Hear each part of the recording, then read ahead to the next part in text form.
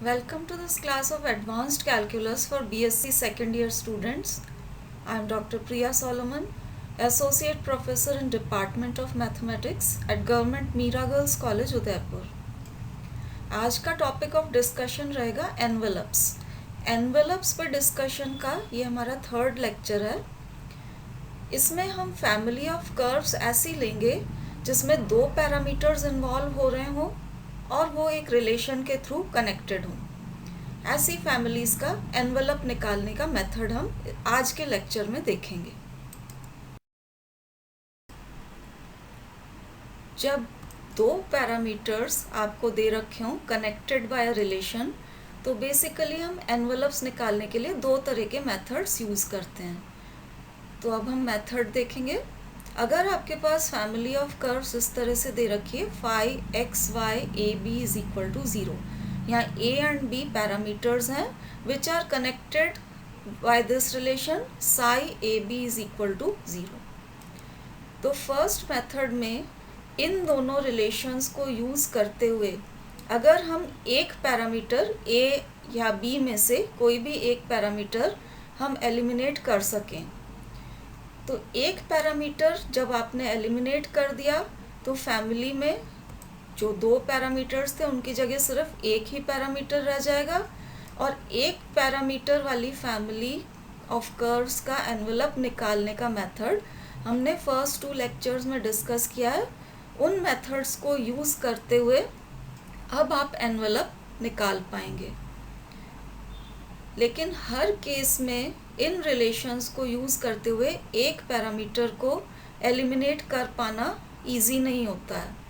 तो इन केसेस जहाँ elimination is difficult, a and b जो आपके दो पैरामीटर्स हैं उनको हम ट्रीट करेंगे as a function of T.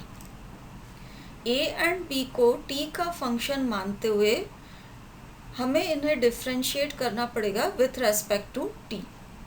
तो 1 एंड 2 को विथ रेस्पेक्ट टू टी हम डिफ्रेंशिएट करेंगे, और दोनों रिलेशंस में से अलग अलग ये ratio d a upon d t upon d b upon d t, ratio of d a upon d t and d b upon d t, ये हम इन रिलेशंस 1 एंड 2 में से अलग अलग निकालेंगे और फिर इसे इक्वेट करेंगे। तो this ratio will be equated from these two relations. अब इन दोनों रिलेशंस में से इसको जब आप इक्वेट करेंगे तो ए एंड बी आप निकाल पाएंगे in terms of x and y. एक बार ए एंड बी निकल गए in terms of x and y, उनको आप इस रिलेशन में सब्स्टिट्यूट कर दें तो आपके ए एंड बी एलिमिनेट हो जाएंगे और आपके एनवेलप का इक्वेशन आ जाएगा। अब ये मेथड्स क्वेश्चंस में कैसे अप्लाई किए जाते हैं, इसके लिए हम कुछ क्वेश्चंस डिस्कस करेंगे। फर्स्ट एग्जांपल देखिए, यहाँ आपको निकालना है envelope of the circle described on the radius vector of the following curve as diameter. और जो कर्व हमें दे रखा है ये है L upon R is equal to 1 plus e cos theta.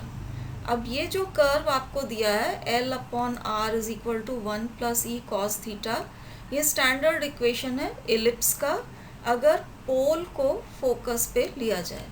तो आप जैसा कि आप डायग्राम में देख सकते हैं, इलिप्स के फोकस पे हमने ये पोल O ले लिया है। अब इस इलिप्स पर कोई भी पॉइंट हम ले रहे हैं, any point on the ellipse हमने ले लिया है P is equal to Q alpha. तो ये इलिप्स पर कोई भी पॉइंट हो गया P is equal to Q alpha. अब ये क्योंकि इलिप्स पर है इसलिए इलिप्स की इक्वेशन को सेटिस्फाई करेगा। तो इलिप्स की इक्वेशन में R is equal to Q and theta is equal to alpha रखने पर ये इक्वेशन सेटिस्फाई होगी। तो ये आपकी इलिप्स की इक्वेशन थी, इसमें R is equal to Q and theta is equal to alpha रखेंगे तो ये इक्वेशन सेटिस्फाई होगी। तो ये हमने सब्स्टिट्यूट कर दिया है और ये आपके पास रिलेशन आ गया 2। अब आप देखिए ये आपके पास रेडियस वेक्टर हो गया इलिप्स का। अब क्वेश्चन में हमें दे रखा है इस रेडियस वेक्टर को डायमीटर आपको लेना है और सर्कल ड्रॉ करना है। तो अब इस रेडियस वेक्टर को डायमीटर लेते हुए हमने ये सर्कल ड्रॉ किया है। तो ये आपका सर्कल हो गया विथ OP एज डायमीटर।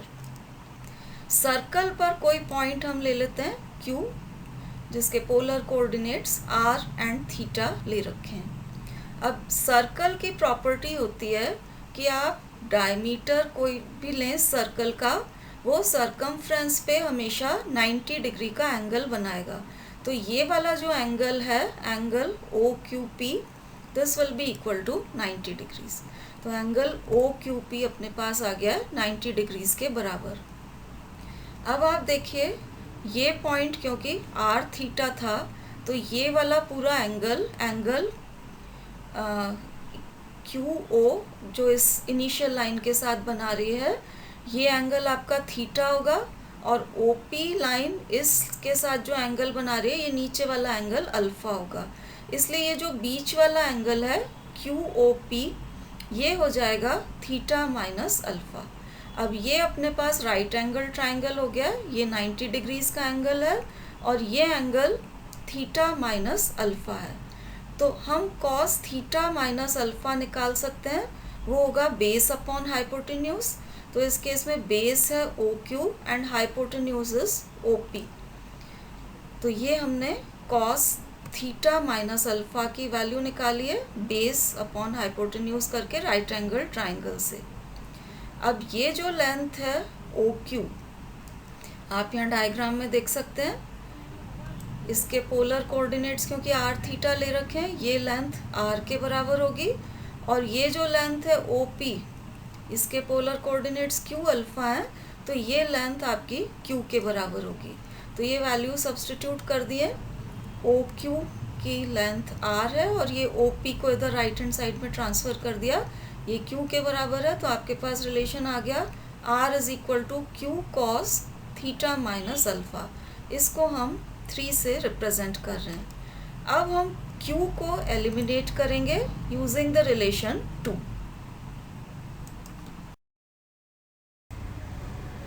अब यहाँ पर देखिए Q को एलिमिनेट करने के लिए रिलेशन नंबर 2 में से Q को निकाला है और उसको रिलेशन नंबर 3 में यहाँ पर सब्स्टिट्यूट कर रखा है। तो Q आपका एलिमिनेट हो गया है, अब सिर्फ एक ही पैरामीटर रह गया है अल्फ़ा। तो अब हम इसको सिंप्लीफाई करेंगे और एक ही पैरामीटर रह गया, तो अब 1 पैरामीटर फैमिली वाला मेथड हम अप्लाई कर सकेंगे। तो इसको पहले क्रॉस मल्टीप्लाई कर लेते हैं। तो ये क्रॉस मल्टीप्लाई करने पे इस तरह से आ गया relation, and cos theta minus alpha की वैल्यू यहाँ पर लिखी हुई है। अब यहाँ पर आप देखिए 2 तरह की टर्म्स आ रही हैं। कुछ टर्म्स में कॉस अल्फ़ा इन्वॉल्व हो रहा है, ये 2 टर्म्स यहाँ पर हैं जिनमें कॉस अल्फ़ा आ रहा है, और यहाँ इस टर्म में साइन अल्फ़ा आ रहा है। तो sine alpha and cos alpha वाली टर्म्स को यहाँ पर सेपरेट आउट कर लिया है। तो ये आपका रिलेशन हो गया है 5। अब यहाँ पर क्योंकि एक ही पैरामीटर रह गया है, तो अब हम सिंगल पैरामीटर फैमिली वाला मेथड अप्लाई करते हुए इस रिलेशन को डिफ्रेंशिएट कर रहे हैं partially with respect to alpha.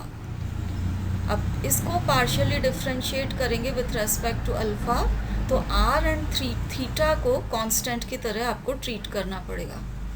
तो ये R का डिफरेंशियल हो गया आपके पास 0, उसके बाद ये L साइन थीटा कांस्टेंट की तरह, एंड साइन अल्फ़ा का डिफरेंशियल यहाँ आ गया कॉस अल्फ़ा।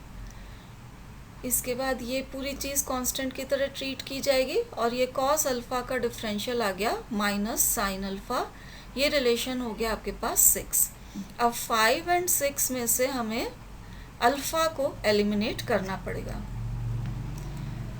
अल्फ़ा को एलिमिनेट करने के लिए 5 एंड 6 को हम स्क्वायर करके और जोड़ रहे हैं, तो स्क्वायर एंड ऐड कर रहे हैं रिलेशन नंबर 5 एंड 6 को। तो लेफ्ट हैंड साइड पे आप यहाँ स्क्वायर एंड ऐड करेंगे तो आपके पास r स्क्वायर आ जाएगा। राइट हैंड साइड पे आप स्क्वायर करके जोड़ते हैं तो ये sign square alpha plus cos square alpha will give you 1। सिर्फ आपके पास यहाँ L square sine square theta बच जाएगा। इसी टाइप से ये जो सेकंड टर्म आ रही है यहाँ पर भी cos square alpha plus sine square alpha से 1 आएगा, और आपके पास सिर्फ इस वाली टर्म का होल स्क्वायर बच जाएगा। तो ये आपके पास अल्फ़ा एलिमिनेट होके एनवलप का इक्वेशन आ गया है। अब इसको थोड़ा सिंप्लीफाई कर लेते हैं। जैसे ये जहाँ होल स्क्वायर वाली टर्म आ रही है, इसको आप खोलते हैं तो ये इस तरह से खुलेगी, और उसके बाद ये दोनों टर्म्स आपके कंबाइन हो जाएंगी। Sign square theta plus cos square theta will again give you 1, और उसके बाद आप सारी टर्म्स को लेफ्ट हैंड साइड पे ट्रांसफ़र कर लेते हैं, तो सिंप्लीफाइड फॉर्म में ये आपको एनवलप का इक्वेशन मिल जाएगा। नेक्स्ट क्वेश्चन में हमें एनवलप निकालना है, envelope of the circles described on radii vector of the following curve as diameter, और कर्व हमें दे रखा है r is equal to a into 1 plus cos theta. अब ये जो कर्व आपको दे रखा है r equal to a into 1 plus cos theta, ये स्टैंडर्ड इक्वेशन है कार्डियोइड का, जिसकी ट्रेसिंग आप फर्स्ट ईयर में कर चुके हैं। तो यहाँ डायग्राम में ये ब्लू कलर में जो बनाया हुआ है, ये आपका गिवन कर्व है विच इज़ अ कार्डियोइड। अब कार्डियोइड पर हम कोई भी पॉइंट ले लेते हैं P L अल्फ़ा, तो R is equal to L और theta is equal to alpha यहाँ लिया गया है। तो ये पॉइंट कार्डियोइड पे सिचुएटेड है, इसलिए ये इस इक्वेशन को सेटिस्फाई करेगा। तो इस इक्वेशन में R is equal to L and theta is equal to alpha आप सब्सटीट्यूट करेंगे तो ये इक्वेशन सेटिस्फाई होगी। तो ये आपके L अल्फ़ा पॉइंट सब्सटीट्यूट करने से ये आपका रिजल्ट 2 आ गया है। अब रेडियस वेक्टर हमें कार्डियोइड की लेनी है और सर्कल बनाना है with radius vector as diameter.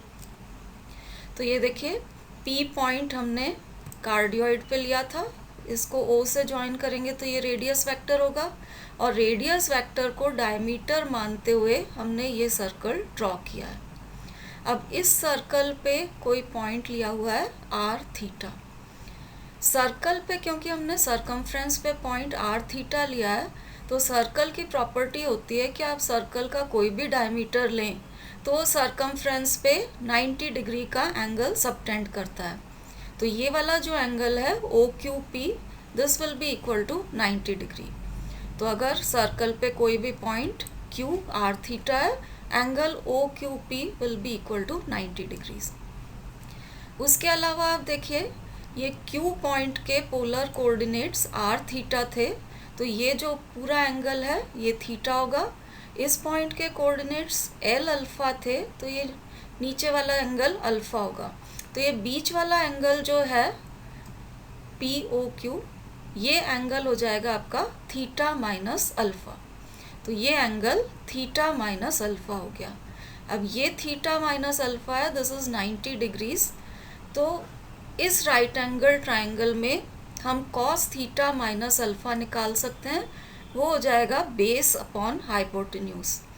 तो cos theta minus alpha will be equal to base that is OQ divided by hypotenuse OP। तो ये OQ अपॉन OP ये हो गया आपका cos theta minus alpha.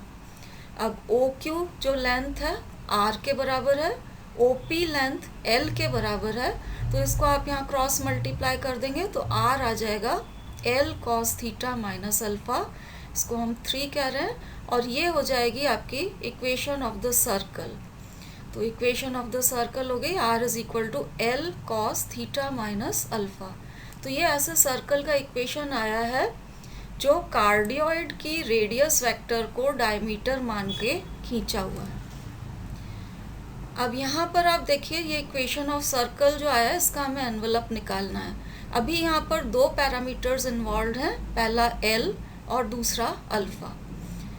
L की वैल्यू हमें इक्वेशन नंबर 2 से मिल रही है, तो इसको यूज़ करके हम L एलिमिनेट कर सकते हैं। तो यहाँ पर इक्वेशन नंबर 2 में से L अगर सब्सटीट्यूट कर दिया जाए, तो ये हमने L सब्सटीट्यूट कर दिया है, इससे एक पैरामीटर L एलिमिनेट हो गया है, और ये आपका अब सिंगल पैरामीटर फैमिली की तरह से इक्वेशन ऑफ द सर्कल आ गया है।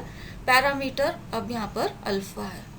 अब हम इसका एनवलप निकालने के लिए प्रोसीड करेंगे। एल को एलिमिनेट करने के बाद जो इक्वेशन आई थी उसे यहाँ दोबारा लिखा हुआ है। अब ये सिंगल पैरामीटर इसमें रह गया है अल्फ़ा, तो एनवेलप निकालने के लिए हम इसको पार्शियली डिफ्रेंशिएट करेंगे with respect to alpha. Partial differentiation हो रहा है इसलिए R and theta will be treated as constants.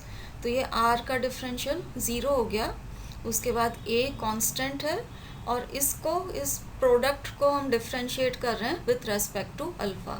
तो ये आपके पास आया first function 1 plus cos theta into differential of this with respect to alpha. तो कॉस थीटा माइनस अल्फ़ा को डिफ्रेंशिएट करेंगे तो minus sine theta minus alpha आएगा, और थीटा माइनस अल्फ़ा को डिफ्रेंशिएट करेंगे तो अपने पास -1 आएगा। तो दो नेगेटिव साइंस मिलके आपके यहाँ पर sine theta minus alpha with positive sine आ गया। तो ये first function into differential of second, फिर second function into differential of first. तो ये कॉस अल्फ़ा को डिफ्रेंशिएट करने से माइनस साइन अल्फ़ा हमें यहाँ पर मिला है। अब इसमें आप देखिए इसको मल्टीप्लाई करते हैं तो 1 into sine theta minus alpha, तो ये फर्स्ट टर्म आ गई। उसके अलावा जो प्रोडक्ट टर्म्स आएंगी आपके पास आएगा this into this minus this into this. अब ये जो बाद वाली दो टर्म्स हैं ये sign theta minus alpha cos alpha and minus cos theta minus alpha sine alpha. तो ये sign A cos B minus cos A sine B type की टर्म्स हैं, इनको आप कंबाइन कर दीजिए तो ये sign theta minus alpha minus alpha इस तरीके से ये हो जाएगा। अब इसको अगर हम सिंप्लीफाई करके लिखें इस वाली सेकंड टर्म को तो ये हो गया साइन थीटा माइनस 2 अल्फ़ा। अब आप देखिए लेफ्ट हैंड साइड 0 है तो इसलिए sine theta minus 2 alpha will be equal to minus of sine theta minus alpha. इस टर्म को हमने एक तरफ ट्रांसफ़र किया और इसे दूसरी तरफ रखा है, तो ये रिज़ल्ट आपके पास आ गया। अब ये रिज़ल्ट आपके पास आया है, दिस मीन्स ये जो थीटा माइनस 2 अल्फ़ा है this should be equal to minus of theta minus alpha. So this is minus theta plus alpha. इससे आपके अल्फ़ा की वैल्यू आ गई 2/3 थीटा। और अल्फ़ा जैसे ही आपके पास आया इसको अगर हम 4 में सब्सटीट्यूट कर देते हैं, दैट मीन्स सर्कल की इक्वेशन में आप अल्फ़ा सब्सटीट्यूट कर देंगे तो अल्फ़ा एलिमिनेट हो जाएगा और एनवेलप का इक्वेशन आ जाएगा। तो अब हम अल्फ़ा को सब्सटीट्यूट करेंगे इक्वेशन 4 में। तो R a into 1 plus cos alpha था तो ये अल्फ़ा सब्सटीट्यूट किया, then this is cos theta minus alpha और इसको आप सिंप्लीफाई कर लीजिए। ये जो ब्रैकेट के अंदर वाली टर्म है ये cos 2/3 थीटा था, तो cos 2/3 थीटा को cos 2 थीटा वाला फॉर्मूला लगा के सॉल्व कर रखा है और ये सिंप्लीफाई होके आपके पास इसके बराबर आ जाएगा। तो ये आपके पास required equation of the envelope आ गया। नेक्स्ट एग्जांपल देखते हैं। यहाँ आपको निकालना है envelope of the straight line drawn through the extremities of and at right angles to the radii vector of the following curve। और कर्व हमें दे रखा है r is equal to a plus B cos theta. तो diagram में आप देखिए, मान लीजिए ये कर्व है आपका r is equal to a plus B cos theta. इस पर अगर हम कोई पॉइंट लेते हैं p l अल्फ़ा तो r is equal to L and theta is equal to alpha curve की इक्वेशन को सेटिस्फाई करेंगे। तो p अल्फ़ा एल अल्फ़ा अगर कर्व पर कोई पॉइंट है, ये आपके कर्व 1 का इक्वेशन है, इस पर अगर पॉइंट है तो यहाँ r is equal to L and theta is equal to alpha इस इक्वेशन को सेटिस्फाई करेगा। इसको हमने 2 से रिप्रेजेंट कर रखा है। अब हमें स्ट्रेट लाइन जो क्वेश्चन में चाहिए वो कर्व की एक्सट्रीमिटी से ड्रॉ करनी है and at right angles to the radius vector. तो ये आपका रेडियस वेक्टर हो गया, ये this is the radius vector, क्योंकि P हमने पॉइंट लिया था कर्व पे इसलिए this is the radius vector. अब हम यहाँ से एक लाइन खींच रहे हैं जो कि रेडियस वेक्टर के राइट एंगल्स पर है। तो ये आपकी लाइन हो गई perpendicular to the radius vector and passing through the point P. इस लाइन पे हम पॉइंट ले लेते हैं Q, that is r theta. अब इस वाले ट्राइंगल को अगर आप देखते हैं तो ये क्योंकि हमने परपेंडिकुलर लाइन खींची है, ये एंगल 90 डिग्रीज का होगा. Q के polar coordinates r and theta थे, तो ये जो पूरा एंगल है ये थीटा होगा. ये P पॉइंट के polar coordinates L and alpha थे, इसलिए ये जो नीचे वाला एंगल है ये आपका अल्फा होगा. इसलिए ये एंगल हो जाएगा आपका थीटा माइनस अल्फा. तो अब ये राइट एंगल ट्राइंगल में ये एंगल 90 डिग्रीज का है, ये थीटा माइनस अल्फा अपने पास आ गया है. तो अगर हम कॉस थीटा माइनस अल्फा निकालते हैं, cos theta minus alpha will be base upon hypotenuse. तो यहाँ हमने निकाला हुआ है बेस अपॉन हाइपोटेन्यूज करके, base is OP upon OQ. This is cos theta minus alpha. अब ये जो लेंथ OP है this is equal to L, क्योंकि यहाँ P के polar coordinates L and alpha थे, इसलिए दिस लेंथ इज L. इसी तरह से Q के polar coordinates R and theta थे, इसलिए this length is equal to R. तो OP is equal to L and OQ is equal to R substitute करके ये आपके पास आ गया कॉस थीटा माइनस अल्फा. इसलिए इक्वेशन ऑफ लाइन PQ हो जाएगी L is equal to R cos theta minus alpha. अब ये जो इक्वेशन अपने पास आई है इसका हमको ये जो लाइन का इक्वेशन आया है इसका हमें एनवलप निकालना है. यहाँ आप देख सकते हैं कि दो पैरामीटर्स इन्वॉल्व हैं इस इक्वेशन में, L एंड अल्फा. तो हम एक पैरामीटर को एलिमिनेट करेंगे.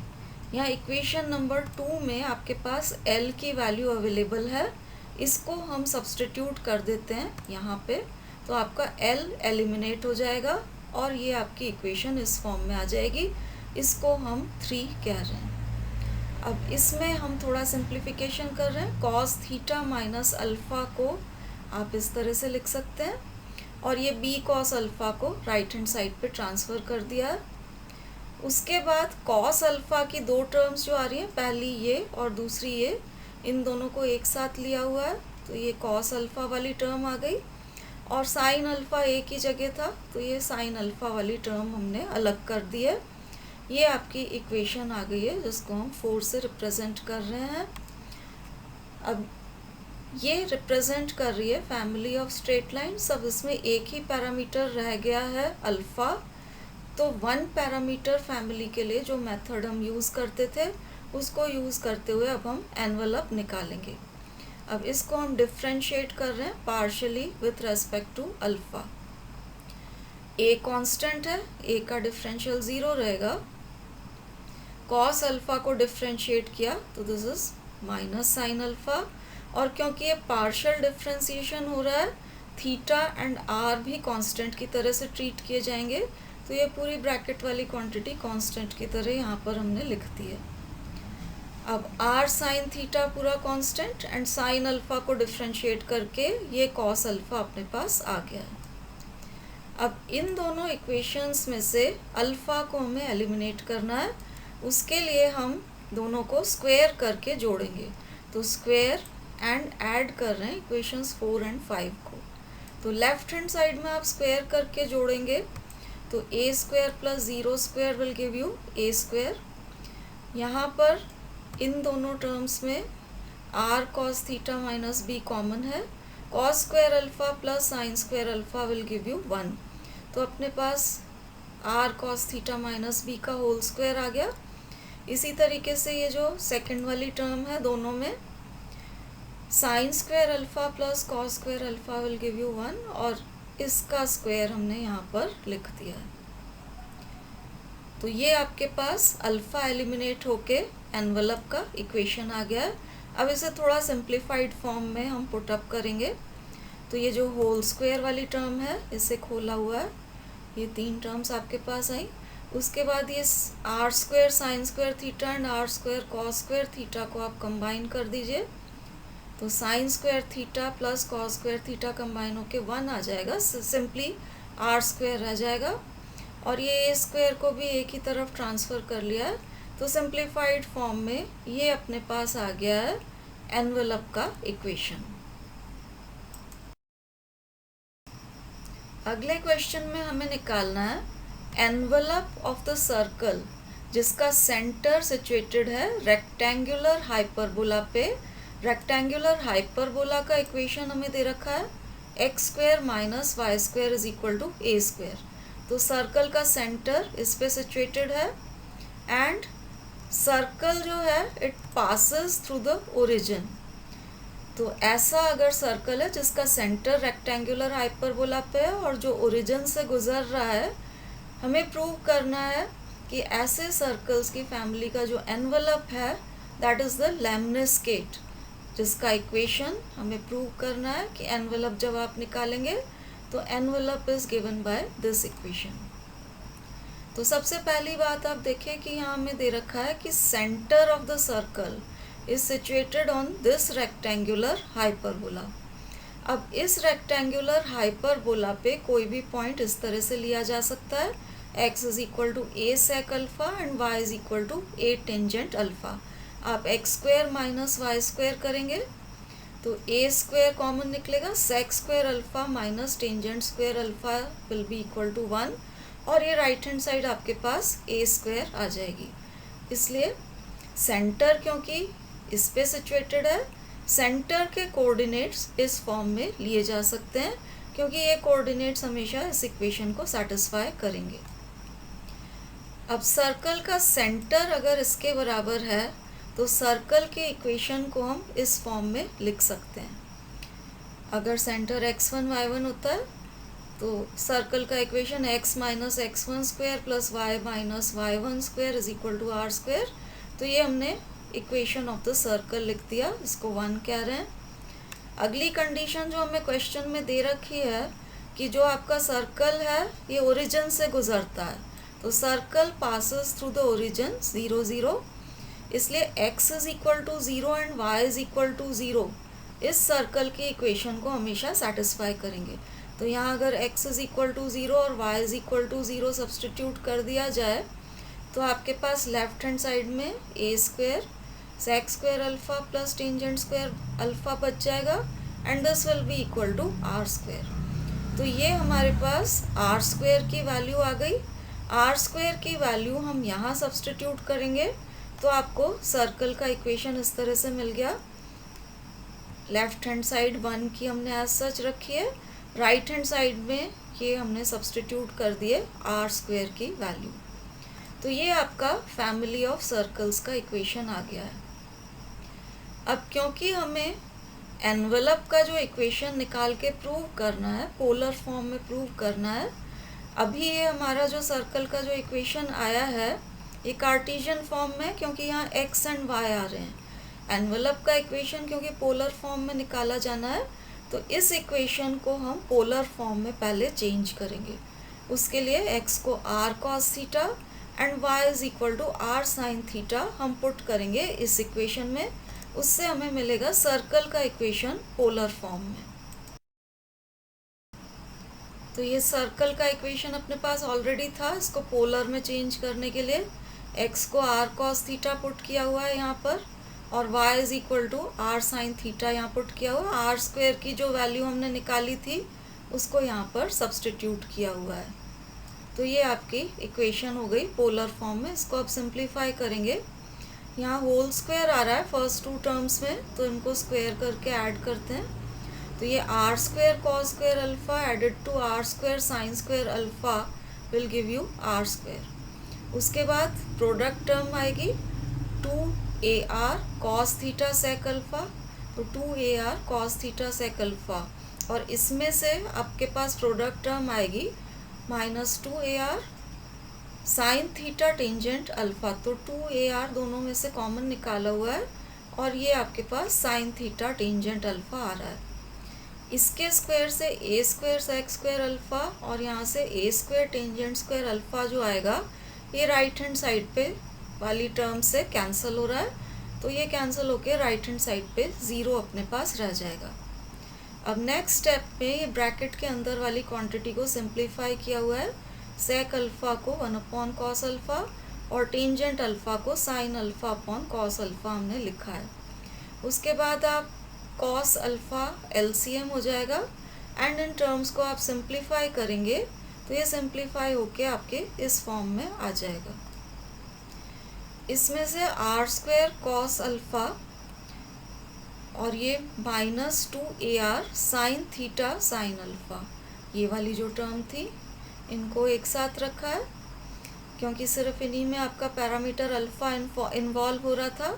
और ये वाली जो टर्म है इसको हमने राइट हैंड साइड पे ट्रांसफ़र कर दिया है। तो ये आपके पास आ गई है इक्वेशन नंबर 2। ये रिप्रेजेंट कर रही है आपके फैमिली ऑफ सर्कल्स का इक्वेशन। अब यहाँ पर क्योंकि एक ही पैरामीटर अल्फ़ा इन्वॉल्व है तो सिंगल पैरामीटर फैमिली का एनवेलप निकालने का मेथड हम यूज़ करेंगे। इस इक्वेशन को पार्शियली डिफरेंशिएट कर रहे हैं with respect to alpha. Partial differentiation with respect to alpha होना है, इसलिए R and theta will be treated like constants. तो ये हम डिफरेंशिएट कर रहे हैं विथ रेस्पेक्ट टू अल्फ़ा। यहाँ फर्स्ट टर्म में आर स्क्वेयर कॉन्स्टेंट रहेगा, कॉस अल्फ़ा को डिफरेंशिएट किया तो ये माइनस साइन अल्फ़ा आपके पास आ गया। यहाँ पर -2 AR and sine theta constant रहेंगे। इस साइन अल्फ़ा को आप डिफरेंशिएट करेंगे तो ये आपके पास कॉस अल्फ़ा आ गया। राइट हैंड साइड में क्योंकि अल्फ़ा है नहीं तो ये कांस्टेंट रहेगी पूरी, इसको आप डिफरेंशिएट करेंगे तो 0 आ जाएगा। अब इक्वेशन नंबर 2 एंड 3 में से अल्फ़ा को एलिमिनेट करने के लिए इनको हम स्क्वायर करके ऐड कर रहे हैं। तो जब आप स्क्वायर करके ऐड करेंगे तो इन दोनों को स्क्वायर एंड ऐड करने से sign square alpha plus cos square alpha से 1 आएगा। आपके पास केवल r⁴ यहाँ पर रह जाएगा। इसी टाइप से इन दोनों टर्म्स को आप स्क्वायर करके ऐड करेंगे तो sign square alpha plus cos square alpha will give you 1 और ये रिमेनिंग टर्म्स का होल स्क्वायर है। और ये राइट हैंड साइड वाली टर्म को हमने स्क्वायर करके, ये 0 था, इसमें ऐड किया है। अब इसको सिंप्लीफाई कर लेते हैं। तो ये जो बाद वाली दोनों टर्म्स हैं इसमें से 4a² r² कॉमन निकाला है। Cos square theta minus sine square theta will give you cos 2 theta. तो ये आपके पास एनवेलप का रिक्वायर्ड इक्वेशन आ गया है which is the equation of lemniscate. 2 parameters वाली फैमिली ऑफ कर्व्स का एनवेलप निकालने के लिए 2 मेथड्स आपको बताए थे। तो आज के लेक्चर में हमने फर्स्ट मेथड को यूज़ किया है जहां हम एक पैरामीटर को एलिमिनेट कर रहे हैं और उसके बाद सिंगल पैरामीटर फैमिली वाला मेथड यूज़ करके एनवेलप निकाल रहे हैं। लेक्चर के अगले पार्ट में हम ऐसी प्रॉब्लम्स डिस्कस करेंगे जहां 2 पैरामीटर्स इन्वॉल्व होंगे लेकिन एक को इजीली एलिमिनेट कर पाना पॉसिबल नहीं होगा। तो ऐसी प्रॉब्लम्स आप जो हमने सेकंड मेथड डिस्कस किया था उसके अकॉर्डिंग सॉल्व की जाएंगी। तो वो हम लेक्चर के नेक्स्ट पार्ट में डिस्कस करेंगे।